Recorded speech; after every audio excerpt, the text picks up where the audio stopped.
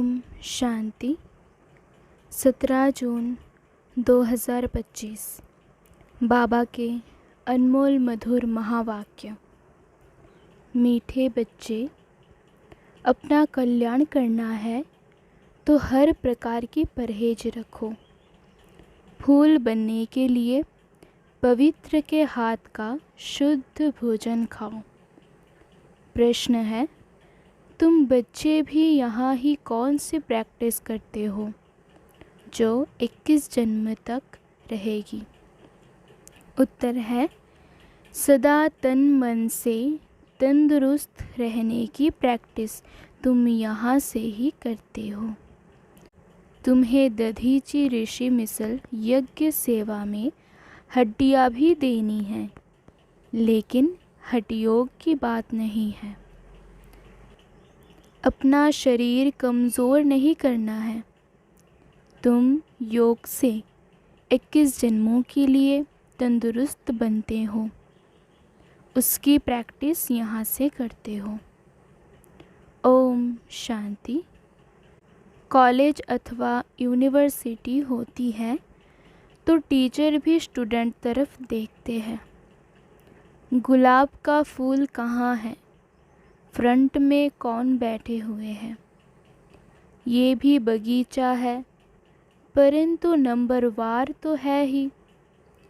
यहाँ ही गुलाब का फूल देखता हूँ, फिर बाजू में रत्न ज्योति। कहाँ अक भी देखता हूँ, भगवान को तो देखना पड़े ना। उस भगवान को ही बुलाते हैं कि आकर इस कांटों के जंगल को ख़त्म कर फूलों का कलम लगाओ। तुम बच्चे प्रैक्टिकल में जानते हो कैसे कांटों से फूलों का सैपलिंग लगता है। तुम्हारे में भी बहुत थोड़े हैं जो इन बातों का चिंतन करते हैं। ये भी तुम बच्चे जानते हो, वह बागबान भी है, खिवैया भी है, सबको ले जाते हैं। फूलों को देख बाप भी खुश होते हैं। हर एक समझते हैं हम कांटों से फूल बन रहे हैं। नॉलेज देखो कितनी ऊंची है। इस समझने में भी बहुत बड़ी बुद्धि चाहिए। ये है ही कलियुगी नरकवासी, तुम स्वर्गवासी बन रहे हो। सन्यासी लोग तो घरवार छोड़ भाग जाते हैं, तुमको भागना नहीं है। किसी किसी घर में एक कांटा है तो एक फूल है। बाबा से कोई पूछते हैं, बाबा बच्चे की शादी कराए? बाबा कहेंगे, भल कराओ, घर में रखो, संभाल करो। पूछते हैं, इससे ही समझा जाता है हिम्मत नहीं है। तो बाबा भी कह देते हैं, भल करो। कहते हैं, हम तो बीमार रहते हैं, फिर बहू आएगी, उनके हाथ का खाना पड़ेगा। बाबा कहेगा, फल खाओ, ना करेंगे क्या? सरकमस्टेंस ऐसे है, खाना ही पड़े, क्योंकि मोह भी तो है ना। घर में बहू आई तो बात मत पूछो, जैसे कि देवी आ गई, इतने खुश होते हैं। अब ये तो समझने की बात है। हमको फूल बनना है तो पवित्र के हाथ का खाना है, उसके लिए अपना प्रबंध करना है। इसमें पूछना थोड़े ही होता है। बाप समझाते हैं, तुम देवता बनते हो, इसमें ये परहेज चाहिए। जितनी जास्ती परहेज रखेंगे उतना तुम्हारा कल्याण होगा। जास्ती परहेज रखने में कुछ मेहनत भी होगी। रास्ते में भूख लगती है, खाना साथ में ले जाओ। कोई तकलीफ़ होती है, लाचारी है, तो स्टेशन वालों से डबल रोटी ले खाओ। सिर्फ बाप को याद करो। इनको ही कहा जाता है योग बल। इसमें हठयोग की कोई बात नहीं है। शरीर को कमज़ोर नहीं बनाना है। दधीची ऋषि मिसल हड्डी हड्डी देनी है। इसमें हठयोग की बात नहीं है। ये सब है भक्ति मार्ग की बातें। शरीर को तो बिल्कुल तंदुरुस्त रखना है। योग से 21 जन्मों के लिए तंदुरुस्त बनना है। ये प्रैक्टिस यहाँ ही करनी है। बाबा समझाते हैं, इसमें पूछने की दरकार नहीं रहती। हाँ, कोई बड़ी बात है, इसमें मूंझते हो तो पूछ सकते हो। छोटी छोटी बातें बाबा से पूछने में कितना टाइम जाता है। बड़े आदमी बहुत थोड़ा बोलते हैं।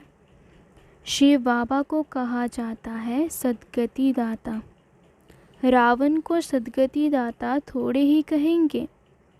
अगर होता तो उनको जलाते क्यों?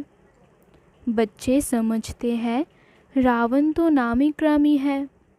भल ताकत रावण में बहुत है, परंतु दुश्मन तो है ना। आधा कल्प रावण का राज्य चलता है, परंतु कब महिमा सुनी है? कुछ भी नहीं। तुम जानते हो रावण 5 विकारों को कहा जाता है। साधु संत पवित्र बनते हैं तो उन्हों की महिमा करते हैं ना। इस समय के मनुष्य तो सब पतित है। भल कोई भी आए, समझो कोई बड़े आदमी आते हैं, कहते हैं बाबा से मुलाकात करें। बाबा उनसे क्या पूछेंगे? उनसे तो यही पूछेंगे कि राम राज्य और रावण राज्य कब सुना है? मनुष्य और देवता कब सुना है? इस समय मनुष्यों का राज्य है या देवताओं का? मनुष्य कौन? देवता कौन? देवता किस राज्य में थे? देवताएं तो होते हैं सतयुग में, यथा राजा रानी तथा प्रजा। तुम पूछ सकते हो कि ये नई सृष्टि है या पुरानी? सतयुग में किसका राज्य था? अभी किसका राज्य है? चित्र तो सामने है। भक्ति क्या है? ज्ञान क्या है? ये बाप ही बैठ समझाते हैं। जो बच्चे कहते हैं बाबा धारणा नहीं होती, उन्हें बाबा कहते, अरे अल्फ और वेद तो सहज है ना। अल्फ बाप ही कहते हैं मुझ बाप को याद करो तो वर्षा मिल जाएगा।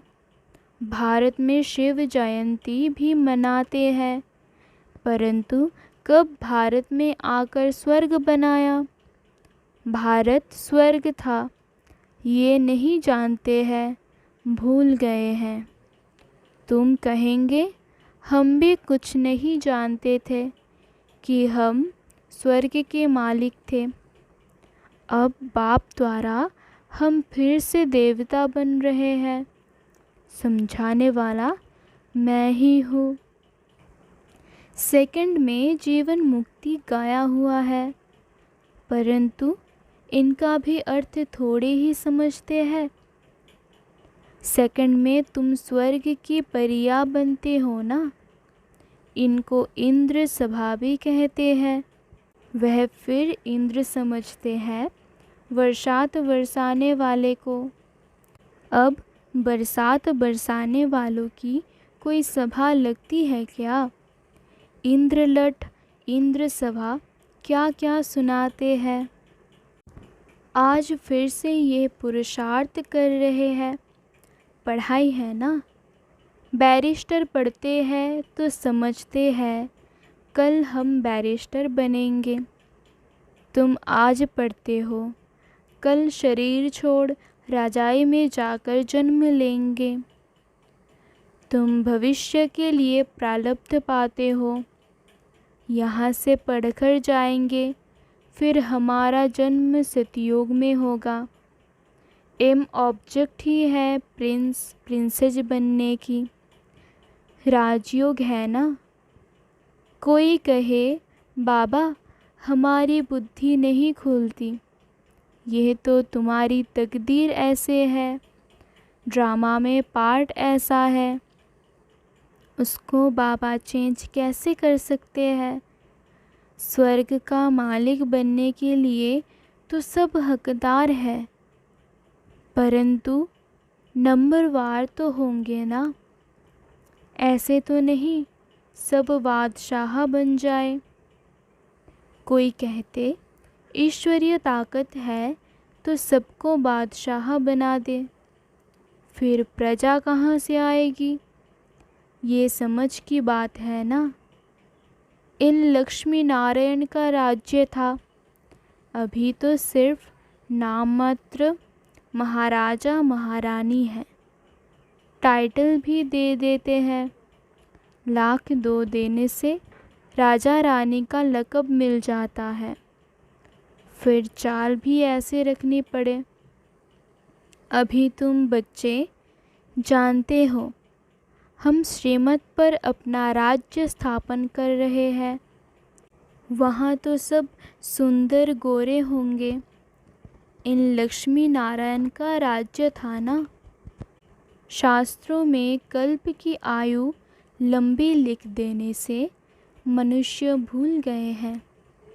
अभी तुम पुरुषार्थ कर रहे हो सांवरे से सुंदर बनने का। अब देवताएं काले होते हैं क्या। श्री कृष्ण को सांवरा, राधे को गोरा दिखाते हैं। अब सुंदर तो दोनों सुंदर होंगे ना। फिर कामचिता पर चढ़ दोनों काले बन जाते हैं। वहाँ से सुनहरी दुनिया के मालिक, यहाँ है काली दुनिया।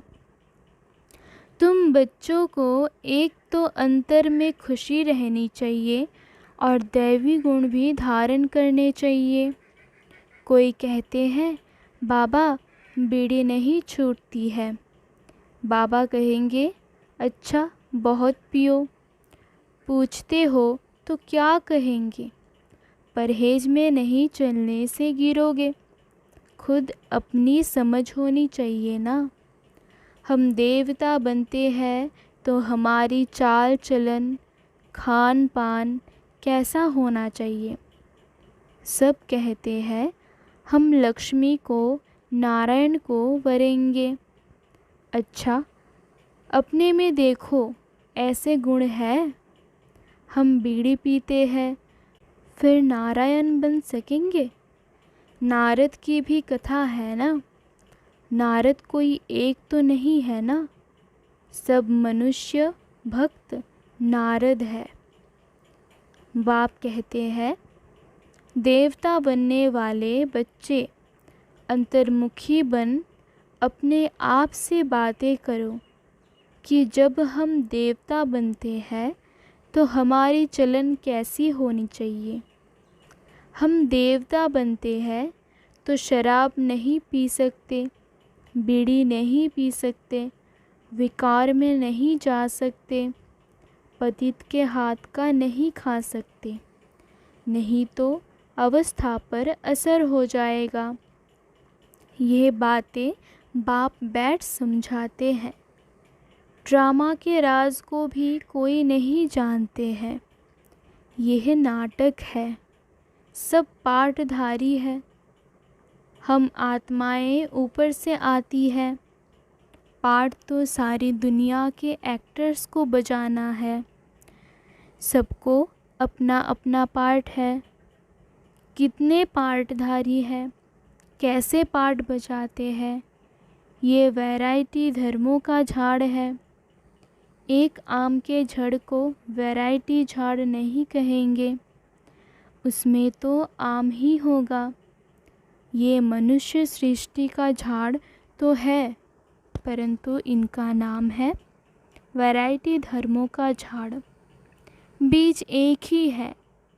मनुष्य की वैरायटी देखो कितनी है।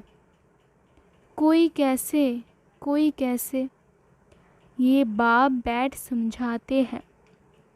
मनुष्य तो कुछ नहीं जानते, मनुष्य को बाप ही पारस बुद्धि बनाते हैं। तुम बच्चे जानते हो, इस पुरानी दुनिया में बाकी थोड़े रोज़ हैं। कल्प पहले मुआफिक सैपलिंग लगती रहती है। अच्छी प्रजा, साधारण प्रजा का भी सैपलिंग लगता है। यहाँ ही राजधानी स्थापन हो रही है। बच्चों को हर एक बात में बुद्धि चलानी होती है। ऐसे नहीं मुरली सुनी ना सुनी, यहाँ बैठे भी बुद्धि बाहर भागती रहती है। ऐसे भी है, कोई तो सम्मुख मुरली सुनकर बहुत गदगद होते हैं, मुरली के लिए भागते हैं। भगवान पढ़ाते हैं तो ऐसी पढ़ाई छोड़नी थोड़े ही चाहिए। टेप में एक्यूरेट भरना है, सुनना चाहिए। साहूकार लोग खरीद करेंगे तो गरीब सुनेंगे, कितनों का कल्याण हो जाएगा। गरीब बच्चे भी अपना भाग्य बहुत ऊंचा बना सकते हैं। बाबा बच्चों के लिए मकान बनवाते हैं। गरीब 2 रुपया भी मनी ऑर्डर कर देते हैं।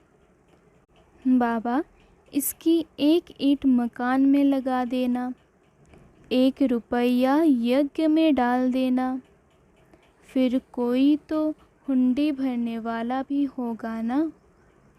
मनुष्य हॉस्पिटल आदि बनाते हैं, कितना खर्चा लगता है। साहूकार लोग सरकार को बहुत मदद करते हैं। उनको क्या मिलता है? अल्पकाल का सुख। यहाँ तो तुम जो करते हो 21 जन्मों के लिए। देखते हो बाबा ने सब कुछ दिया, विश्व का मालिक पहला नंबर बना। 21 जन्मों के लिए ऐसा सौदा कौन नहीं करेगा? भोलानाथ तब तो कहते हैं ना, अभी की ही बात है, कितना भोला है। कहते हैं जो कुछ करना है कर दो। कितनी गरीब बच्चियां हैं, सिलाई कर पेट पालती है। बाबा जानते हैं ये तो बहुत ऊंच पद पाने वाली है। सुदामा का भी मिसाल है ना, चावल मुट्ठी के बदले 21 जन्मों के लिए महल मिले। तुम ये बातें नंबरवार पुरुषार्थ अनुसार जानते हो। बाप कहते हैं मैं भोलानाथ भी हूँ ना। ये दादा तो भोलानाथ नहीं है। ये भी कहते हैं भोलानाथ शिव बाबा है, इसलिए उनको सौदागर, रत्नागर, जादूगर कहा जाता है। तुम विश्व का मालिक बनते हो। यहाँ भारत कंगाल है, प्रजा साहूकार है, गवर्नमेंट गरीब है। अभी तुम समझते हो भारत कितना ऊंच था, स्वर्ग था। उसकी निशानियाँ भी हैं। सोमनाथ का मंदिर कितना हीरे जवाहरों से सजा हुआ था, जो ऊंट भरकर हीरे जवाहर ले गए। तुम बच्चे जानते हो अभी ये दुनिया बदलनी ज़रूर है। उसके लिए तुम तैयारी कर रहे हो। जो करेगा सो पाएगा। माया का अपोजिशन बहुत होता है। तुम हो ईश्वर के मुरीद, बाकी सब है रावण के मुरीद। तुम हो शिव बाबा के। शिव बाबा तुमको वर्षा देते हैं, सिवाय बाप के और कोई बात बुद्धि में नहीं आनी चाहिए। अच्छा, मीठे मीठे सिकीलदे बच्चों प्रति माता पिता बाप दादा का याद प्यार और गुड मॉर्निंग।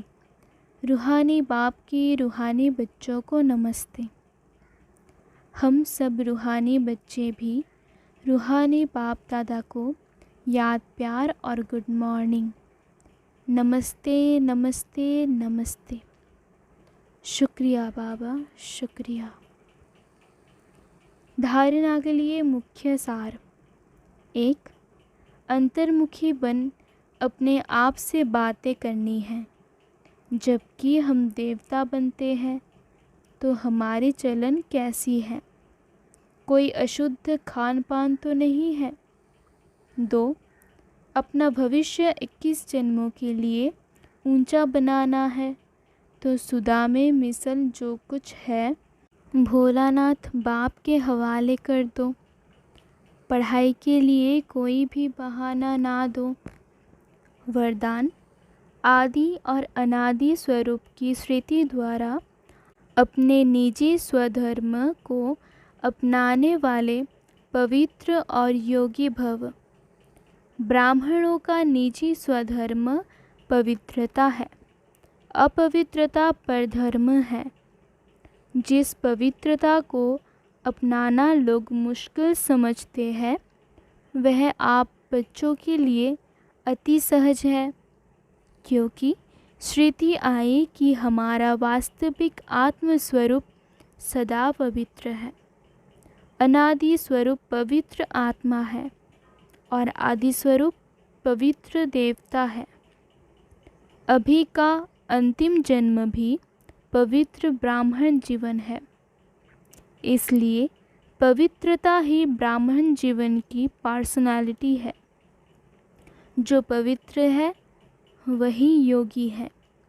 स्लोगन। सहज योगी कहकर अलबेलापन नहीं लाओ, शक्ति रूप बनो। अव्यक्त इशारे। आत्मिक स्थिति में रहने का अभ्यास करो। अंतर्मुखी बनो। कहा जाता अंतर्मुखी सदा सुखी। उन्हें कोई बाहर की आकर्षण आकर्षित नहीं कर सकती। कभी मन मत, कभी पर मत आकर्षित नहीं कर सकती।